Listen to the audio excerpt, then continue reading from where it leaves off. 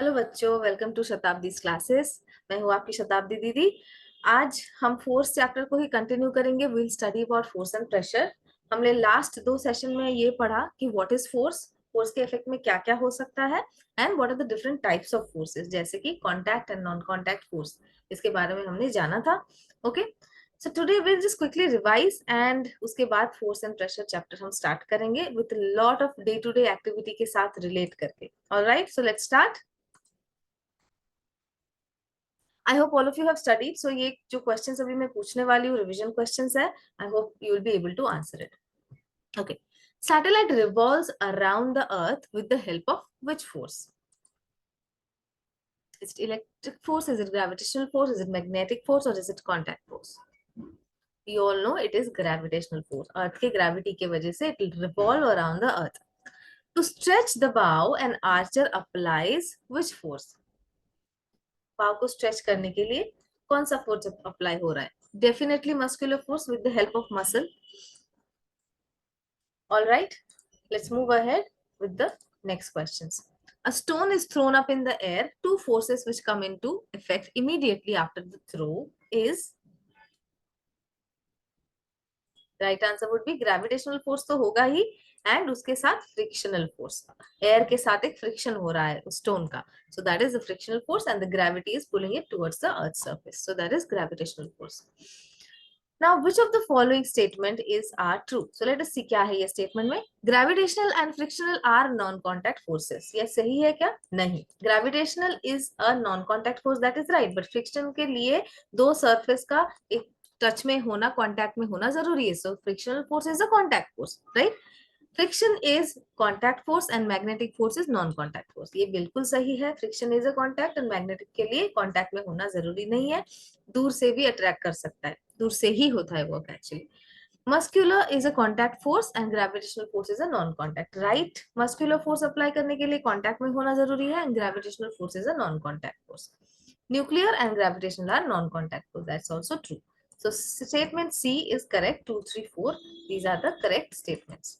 Last question. Magnetic needle always aligns itself in the north-south direction due to magnetic force. क्यों magnetic force? क्योंकि earth is also giant magnet, तो उसका खुद का एक magnetic field है. तो हमें पता है कि एक मैग्नेट जब दूसरे मैग्नेट के पास में रहता है इन देयर मैग्नेटिक फील्ड, तो क्या होता है? नॉर्थ नॉर्थ को रिपल्स करता है, नॉर्थ साउथ को अट्रैक्ट करता है, राइट. एक मैग्नेट का नॉर्थ पोल दूसरे मैग्नेट का नॉर्थ पोल को, they will repulse each other and the north and the south will attract each other, opposite poles will attract each other. तो अर्थ भी एक मैग्नेट है, उसका भी एक मैग्नेटिक फील्ड है, उसी के इफेक्ट से ये मैग्नेटिक नीडल अपने आप को नॉर्थ साउथ डायरेक्शन में अलाइन कर रहा है. Okay, now let's start with a question. मेरा क्वेश्चन ये है कि ये दो बैग आपके सामने रखा हुआ है. अभी ये दोनों बैग में से अगर सेम अमाउंट ऑफ बुक दोनों बैग में मैंने डाला, तो कौन सा बैग कैरी करना आसान होगा? फर्स्ट वन और द सेकेंड वन? इसके बारे में सोचो, and at this end of the chapter you will definitely find the answer of this question. Okay, now मैंने आपको एक पिन दिया और एक नेल दिया. I tell you to press the pin against a pillow, तो क्या होगा? इजीली अंदर चला जाएगा. पिन पिन अंदर जाना कोई बड़ी बात नहीं है. अभी मैंने आपको एक नेल दिया जो उतना ज्यादा शार्प नहीं है, like the pin. Okay, I tell you to press that against the pillow, तो दोनों में से कौन सा आसान होगा? Definitely pin. एंड आपको ज्यादा फोर्स अप्लाई करना पड़ेगा to insert the nail into the pillow. Okay, तो यहाँ पे क्या हो रहा है? हम देख रहे हैं कि दो चीजों में अलग अलग टाइप का फोर्स अप्लाई करना पड़ रहा है, right. So it is clear that the force the nail produces, right, the force the nail produces, nail का क्या हो रहा है? हमें ज्यादा फोर्स अप्लाई करना पड़ रहा है ना. So that force produces small pressure when it acts against the pillow, but pin produces large pressure. लेकिन पिन से नेल ज्यादा थिक है ना. तो फिर क्या हो रहा है यहाँ पे? यहाँ पे क्या हो रहा है? वेट जो है वो जब एरिया स्मॉल हो रहा है उसके उसके you know, see I give you simple example. जब आपके पास बहुत सारा काम है, उस काम को आपने 10 लोगों में डिस्ट्रीब्यूट कर दिया, तो वो काम जल्दी हो जाएगा, है ना. मतलब प्रेशर कम हो गया उस काम का. लेकिन वही काम आप किसी एक इंसान से करवाओगे तो उसके ऊपर ज्यादा लोड होगा, काम खत्म होने में भी टाइम ज्यादा लगेगा जनरली, राइट. तो सेम चीज यहाँ पे हो रहा है. जब छोटा सरफेस है, छोटा सा एरिया है, पिन में क्या हो रहा है, बहुत ही थिन है, उसका एरिया बहुत ही छोटा है, उसमें जब उसका वेट डिस्ट्रीब्यूट हो रहा है तो ज्यादा एरिया उसको नहीं मिल रहा है, तो पूरा फोर्स कॉन्सेंट्रेट हो रहा है वो छोटे से एरिया के अंदर, जिसके वजह से हल्का सा प्रेशर देने पे ही वो अंदर चला जा रहा है। ओके, लेकिन यहाँ पे नेल पे क्या हो रहा है, वही सेम वेट, वही सेम फोर्स जो आप डाल रहे हो वो डिस्ट्रीब्यूट हो रहा है थोड़ा सा लार्जर एरिया में, है ना, जिसकी वजह से क्या हो रहा है, उतना कॉन्सेंट्रेटेड फोर्स अप्लाई नहीं हो पा रहा है। सो क्या हो रहा है, एक फैक्टर है जिसे बोलते हैं pressure, which is force by area. Okay, pressure को हम मैथमेटिकली ऐसे लिख सकते हैं, pressure is equal to force by area, area on which the force act. किसका area, area on which the force act. तो यहाँ पे क्या हो रहा है, नेल इतना थिन है, छोटा सा थिन थिन सा नेल है, right. Let me just draw it and make you understand. छोटा सा थिन सा नेल है, थिन सा पिन है, एंड एक मोटा सा नेल है ना। सो नेल में एरिया ज्यादा है, राइट, एरिया यहाँ पे ज्यादा हो रहा है, सो ये फोर्स का डिस्ट्रीब्यूशन अच्छे तरीके से हो रहा है, और यहाँ पे पूरा कॉन्सेंट्रेटेड फोर्स इतने छोटे से एरिया के अंदर आ रहा है ना। तो सेम अमाउंट ऑफ फोर्स आप अप्लाई कर रहे हो, लेकिन प्रेशर के वजह से क्या हो रहा है, डिस्ट्रीब्यूशन के वजह से यहाँ पे इफेक्ट अलग अलग हो रहा है। Okay, so basically pressure is nothing but force पर area. Okay, so when area, जब एरिया कम होगा, when area decreases pressure will increase. Area जब कम होगा तो उसी वेट का डिस्ट्रीब्यूशन क्या होगा, बहुत कम होगा, मतलब force is concentrated in a smaller area, है ना। तो कोई चीज में आप फुल कंसंट्रेशन डालो तो वो उसका आउटपुट हमेशा ज्यादा होता है, राइट। कोई काम का प्रेशर बहुत ज्यादा एक ही इंसान पे डाल दो तो उस पे लोड ज्यादा हो जाएगा, वही चीज तुम डिस्ट्रीब्यूट कर दोगे तो लोड कम हो जाएगा। सो when area is decreases pressure will increase for and the unit of forces क्या है, फोर्स का यूनिट याद है आप सबको, न्यूटन है एसआई सिस्टम में, है ना। तो न्यूटन पर मीटर स्क्वायर, फोर्स को हमने कैसे लिखा था, प्रेशर को कैसे लिखा था, प्रेशर वाज फोर्स पर यूनिट एरिया, राइट। तो force was newton and area का क्या होगा, मीटर स्क्वायर। तो न्यूटन पर मीटर स्क्वायर और पास्कल, एसआई सिस्टम में हम प्रेशर को पास्कल में, pascal is the unit of pressure. So pressure can be reduced, how you can reduce the pressure, by increasing the area of contact. अगर आप area ज्यादा कर दो तो प्रेशर कम हो जाएगा, सेम जैसे कि आप अगर एक वर्क का लोड डिस्ट्रीब्यूट कर दो तो वो वर्क का लोड कम लगेगा लोगों में, दे विल फील कि हाँ मुझे कम काम मिला है, I will be able to finish it. लेकिन वही काम अगर आप एक इंसान के ऊपर डाल दो तो उसे लगेगा बहुत ज्यादा हो गया, लोड ज्यादा हो गया। वैसे ही pressure can be reduced by increasing the area of contact. Okay, अभी इसी की वजह से क्या होता है, I give you some real life example. जो मैंने बात किया था अबाउट द बैग, बैग का स्ट्रैप, तो बैग के स्ट्रैप में हो क्या रहा था, मैंने पूछा था आपसे एक सवाल कि जब मोटा स्ट्रैप होता है, सो ये just come back to this question, these two bags. सो यहाँ पे क्या हो रहा है, ये जो स्ट्रैप है इसका एरिया कम है कंपेयर टू दिस, इसका एरिया ज्यादा है। तो यहाँ पे क्या हो रहा है, वही सेम लोड, बुक्स का जो वेट है, ये वेट इतना मोटा एरिया में डिस्ट्रीब्यूट हो रहा है, जिसकी वजह से प्रेशर कम हो रहा है। Force is inversely proportional to area, sorry pressure is inversely proportional to area, force by area. तो अभी ए का वैल्यू जितना कम होगा फोर्स उतना ज्यादा फील होगा, ए का वैल्यू जितना ज्यादा होगा फोर्स उतना कम फील होगा, मतलब प्रेशर उतना ही कम फील होगा।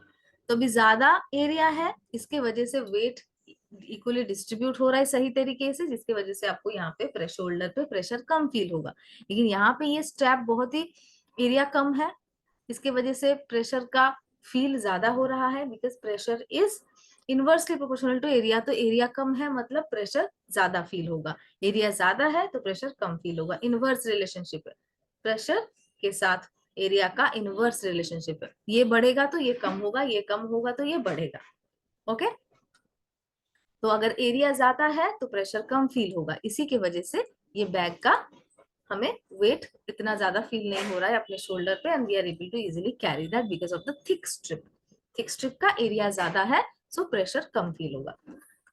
सिमिलरली जब आपने देखा होगा कोई पॉटर हैवी लोड कैरी करते हैं, ट्रेन पे भी आपने देखा होगा कूलीज जिनको आप लोग इतने सारे वेट कैरी करने के लिए हेल्प चाहते हो जिनसे, तो वो लोग भी सर पे एक ऐसा पगड़ी बांधते हैं जिसके ऊपर वो लोड लेते हैं। इससे क्या होता है, प्रेशर उसका उसका जो वेट फील कर रहा था बिकॉज ऑफ आपका सर इतना छोटा सा है, उसके ऊपर अगर आपने एक बड़ा सा पगड़ी बांध दिया तो आपने क्या किया, अपने हेड का एरिया इंक्रीज कर दिया। अभी इंक्रीज्ड एरिया मतलब डिक्रीज्ड प्रेशर। प्रेशर ज्यादा, सॉरी एरिया ज्यादा तो प्रेशर कम, है ना, इनवर्स रिलेशनशिप मैंने बोला था। एरिया ज्यादा तो प्रेशर कम, तो एरिया आपने बढ़ा दिया तो आपके सर पे जो लोड आ रहा था वो थोड़ा कम फील होगा। इसके वजह से जब वो कैरी करते हैं heavy load, they will tuck a piece of cloth around their head to carry the luggage. So pressure due to the weight on his head is reduced by the increased surface area of the tucked cloth. Okay. Similarly, the belt or strap used in school bag is wider, so the pressure created by the weight of the books in the bag in our shoulder is reduced. ठीक है। Knife का भी ये है, knife बहुत ही sharp है, area एकदम कम है, बहुत ही कम एरिया है। इसकी वजह से क्या हो रहा है, पूरा फोर्स इतने कम से एरिया में कॉन्सेंट्रेटेड फोर्स है ना। तो sharp knife cuts the object easily because of the small area of the sharp knife producing a large pressure. छोटा एरिया बड़ा प्रेशर, है ना। छोटे छोटे कम नंबर ऑफ लोग, उनके ऊपर ज्यादा वर्क के लोड। वैसे ही छोटा एरिया ज्यादा प्रेशर, कम एरिया ज्यादा प्रेशर, ज्यादा एरिया कम प्रेशर, है ना। So it is easier to work on a soft sand having a flat shoe, है ना। अगर आप फ्लैट शू पहन के जाओगे तो सैंड सैंड में हम क्या करते, या फिर बहुत ही मडी एरिया है तो हम हमेशा फ्लैट्स पहनते हैं। क्यों? क्योंकि अगर आप हील पहनोगे, हील का जो यहाँ पे जो छोटू सा एरिया है, इसकी वजह से क्या हो रहा है, ज्यादा pressure, pressure is increasing, so pressure बढ़ेगा तो वो मड के अंदर घुस जाएगा उस प्रेशर के वजह से। मतलब force is concentrated in a smaller area, तो फिर इसके वजह से force will feel, you will feel the force more, that means will feel the pressure मोर। इस प्रेशर की वजह से इट विल गो डाउन। लेकिन यहाँ पे क्या हो रहा है, force is getting distributed in this wide area, जिसकी वजह से प्रेशर कम फील हो रहा है, प्रेशर कम हो रहा है। सो प्रेशर कम होने की वजह से पैर अंदर नहीं जा रहा है। So it is easier to work on a soft sand having flat shoes rather than shoes having pencil heels, because flat shoes are have greater area in contact with the soft sand, due to which there is less pressure on the soft sand. Okay, so अभी हम जानेंगे एक interesting fact कि क्या liquid और gas का भी एक प्रेशर बनता है। Are they also having this term as pressure? So yes, all the liquids have weight. सारे लिक्विड्स में एक वेट होता है। सो जब हम कोई वेसल के अंदर लिक्विड डालते हैं, पानी डालते हैं या कोई भी लिक्विड डालते हैं, then the weight, because of the weight of that particular liquid, it pushes down the base of the vessel and thus producing pressure. Okay, कोई भी ऑब्जेक्ट का जिसका वेट है वो प्रेशर क्रिएट कर सकता है। So dependence of pressure on the depth. आपको ऐसा एक if I'll give you a beaker and I'll try to make you understand how pressure is related to depth. Depth जितना ज्यादा होगा उतना ही ज्यादा प्रेशर बनेगा। क्यों बनेगा? जितना नीचे आप जाओगे उतना ऊपर के लेयर्स का प्रेशर उसमें जा रहा है, जितना नीचे जाओगे उतने ज्यादा नंबर ऑफ लेयर्स का प्रेशर उसमें बन रहा है, राइट। उतने ज्यादा फोर्स अप्लाई हो रहा है। आप जितना ऊपर जाओगे लेयर्स कम होते जाएंगे, मतलब वेट कम होते जा रहा है उसके ऊपर, वेट कम होते जाएगा तो प्रेशर भी कम होता जाएगा, है ना। So dependence of pressure in the depth in a liquid, so the pressure in a liquid is not same in all depth. एक पर्टिकुलर पॉइंट पे लिक्विड का, एक पर्टिकुलर पॉइंट पे चारों तरफ प्रेशर सेम होगा, लेकिन जितना डेप्थ बढ़ता जाएगा उतना ज्यादा प्रेशर बढ़ेगा, है ना। इसीलिए अगर तुम 3 होल ऐसे बनाओगे, if you make 3 holes in this particular beaker, you will see कि ये नीचे वाला जो होल है इसका पानी ज्यादा दूर तक जाएगा because of the highest pressure, इसका सेकेंड हाईएस्ट, एंड एकदम ऊपर जो है उसका थर्ड हाईएस्ट। मतलब सबसे कम प्रेशर इस पॉइंट पे बन रहा है, सबसे ज्यादा प्रेशर ये डेप्थ पे बन रहा है, हाई प्रेशर जोन, क्योंकि सारे लेयर्स का जो वेट है इसके ऊपर गिर रहा है। जितना ज्यादा बोझ उतना ज्यादा pressure. Okay, so all liquids exert pressure in all direction. Okay, so actually pressure at any particular point, the liquid acts equally in that in all the direction. एक particular point पे, जैसे 2 बॉटल है, इसमें मैंने क्या किया, एक particular height पे बहुत सारे होल्स बनाए, यहाँ पे एक पर्टिकुलर हाइट पे बहुत सारे होल्स बनाए, तो हम देखेंगे कि इक्वल प्रेशर से ही पानी निकल रहा है, क्योंकि it is in the same depth. लेकिन अगर अलग अलग डेप्थ पे तुम होल्स बनाओ तो तुम देखोगी सबसे नीचे का जो पॉइंट है, सबसे नीचे का जो पॉइंट है उसमें प्रेशर हाईएस्ट है, जिसकी वजह से पानी सबसे ज्यादा दूर जाएगा. घर पे ये एक्सपेरिमेंट करना, कोई पुराना प्लास्टिक का बॉटल है तो उसमें ऐसे होल्स बनाओ, experiment this and then tell come back and share your experiments का experience with me. Okay, so हमने ये जाना कि liquid exerts pressure in all directions even in the upward. So actually the pressure at any point liquid in a liquid it acts equally in all direction at any particular point. लेकिन liquid का pressure depth के साथ क्या होता है, increase होता जाएगा. जितना ज्यादा डेप्थ उतना ज्यादा प्रेशर, जितना ज्यादा बोझ उतना ज्यादा pressure. Okay, so pressure exerted by liquid, इसके बारे में क्या हम और थोड़ा सा जानेंगे कि प्रेशर एक्सर्ट होने के लिए, सी लिक्विड प्रेशर मेजर करने के लिए होता है एक मैनोमीटर करके, there is an instrument that is used for measuring the pressure difference. Okay, तो यहाँ पे एक यू शेप्ड ग्लास ट्यूब है which is fixed in a board, it has a scale. So U tube is about half filled with the liquid when both ends of the tubes are open. Okay, so the liquid in two limbs is at the same height. So when there is extra pressure applied on one particular limb, then the liquid is forced down and the level in the other tube rises. So the difference of height between these two level indicates the pressure. So ये manometer instrument से हम liquid का pressure difference measure कर सकते हैं. Okay, ना अभी gas का प्रेशर क्या होता है, गैस का भी वेट है, गैस में भी मॉलिक्यूल्स है, all gases exert pressure on the wall of the container, है ना. So gases are made up of tiny particle जिसको हम मॉलिक्यूल्स बोलते हैं and which moves around quickly. So fast moving gas molecule collide with one another in the with the walls of the container, okay, in which they are kept. So when the fast moving gas molecules collide with the wall of the container, they exert a force on the wall. क्या करते हैं, वो जो molecule से धक्का मार रहे हैं उस कंटेनर को, इस धक्का मारने की वजह से जो फोर्स वो अप्लाई कर रहे हैं, this particular force produces pressure. Okay, simple है, anything which has weight it will exert pressure. So when air is filled into a balloon, हम जब माउथ से एक बलून को इन्फ्लेट कैसे करते हैं, माउथ से हम एयर को उसके अंदर डालते हैं, right, we blow the air. इस एयर के प्रेशर के वजह से वो बलून इन्फ्लेट हो जाता है क्योंकि वो उस पर फोर्स अप्लाई कर रहा है. सो when air is filled into a bicycle tube with a pump, pump से जब हम बाइसाइकिल का ट्यूब करते हैं, ट्यूब वो भी ट्यूब इन्फ्लेट हो जाता है, फूल जाता है. And there is something called as atmospheric pressure, जो कि बहुत ही इंपॉर्टेंट है. तो हमारे चारों तरफ जो हमें पता है अर्थ के ऊपर जो लेयर्स है, राइट, अपने ज्योग्राफी में पढ़ा होगा, डिफरेंट लेयर्स, जो सारे लेयर्स है एयर का, ये ऑलमोस्ट 300 किलोमीटर ऊपर तक है अर्थ के सरफेस में. एंड अर्थ की ग्रेविटी की वजह से वो अर्थ के अराउंड है. So air has a weight. So atmosphere consist tremendous amount of air, तो उसका भी एक प्रेशर बनता है. Definitely something which has weight it will create pressure, and इसी प्रेशर को एटमॉस्फेरिक प्रेशर बोलते हैं. So the weight of atmosphere exerts a pressure on the surface of earth and on all objects on earth including ourselves. हमारे ऊपर भी air pressure है, लेकिन हमें वो फील नहीं होता है. क्यों नहीं होता, क्योंकि हमारा बॉडी भी equal amount of pressure exert करती है which is almost equal to that atmospheric pressure, जिसकी वजह से it gets cancelled out. So this pressure is known as atmospheric pressure. Just as the pressure in liquid acts in all direction, in the same way atmospheric pressure also acts in all direction. So on the surface of earth the atmospheric pressure is maximum. surface पे maximum क्यों होगा, क्योंकि उसका height सबसे नीचे है, तो सारे एटमोस्फियर का लेयर उसके ऊपर है. सारे एटमोस्फेरिक लेयर का बोझ, वेट एकदम नीचे वाले लेयर पे सबसे ज्यादा पड़ रहा है.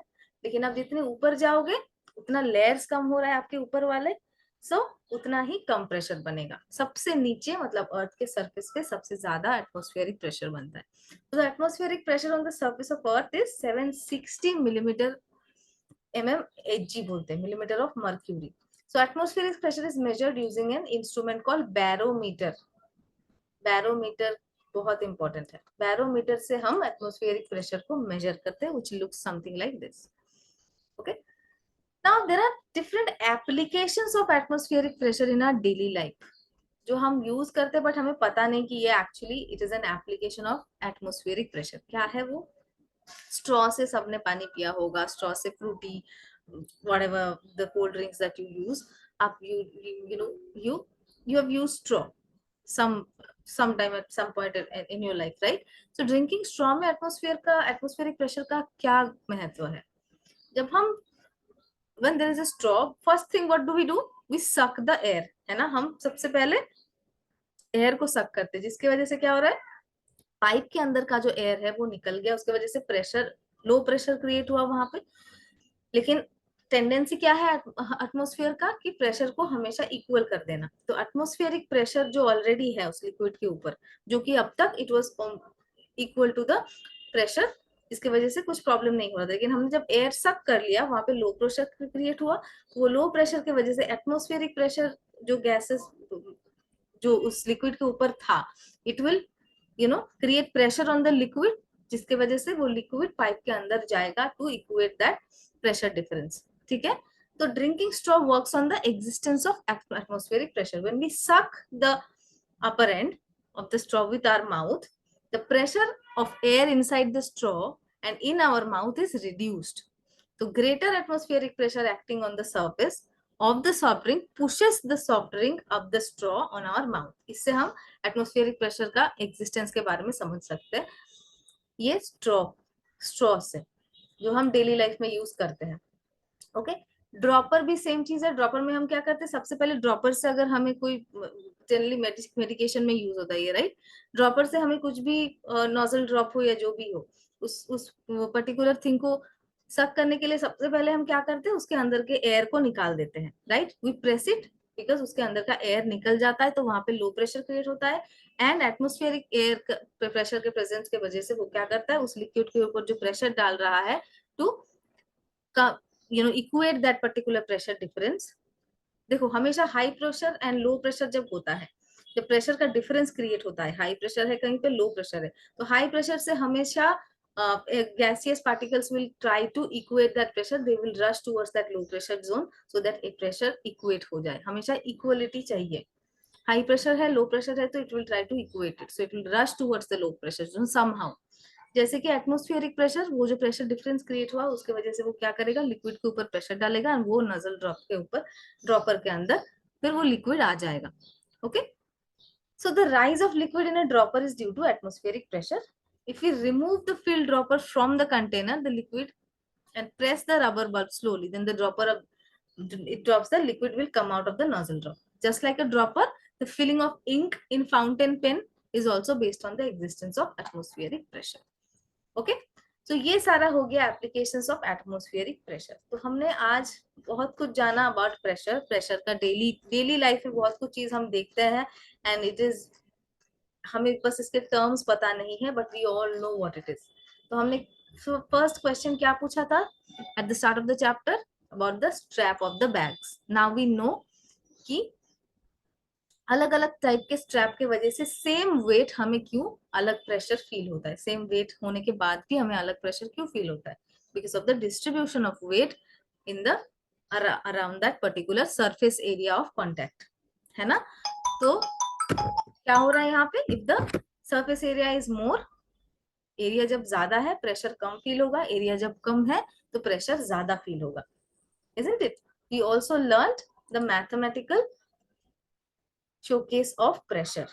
तो क्या है वो, force, pressure is equal to force by area. Okay.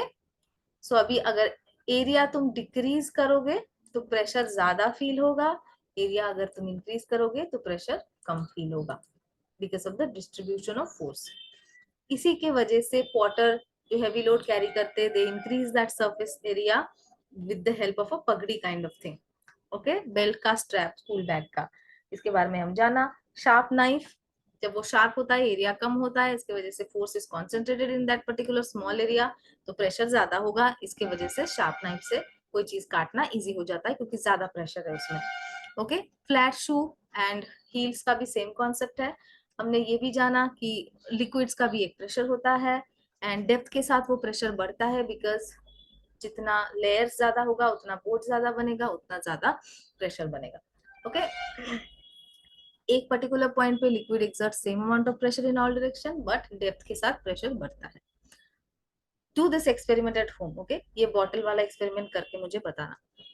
Now हमने जाना था कि manometer is an instrument to with the help of which we are able to find out the pressure difference of liquid. Gas भी एक pressure exert करता है क्योंकि उसका भी एक वेट है, उसका भी gas is made up of tiny molecules. इस मॉलिक्यूल्स, ये मॉलिक्यूल्स एक दूसरे के साथ कोलाइड करते हैं, सरफेस पे जाके धक्का लगाते हैं जिसकी वजह से प्रेशर बनता है।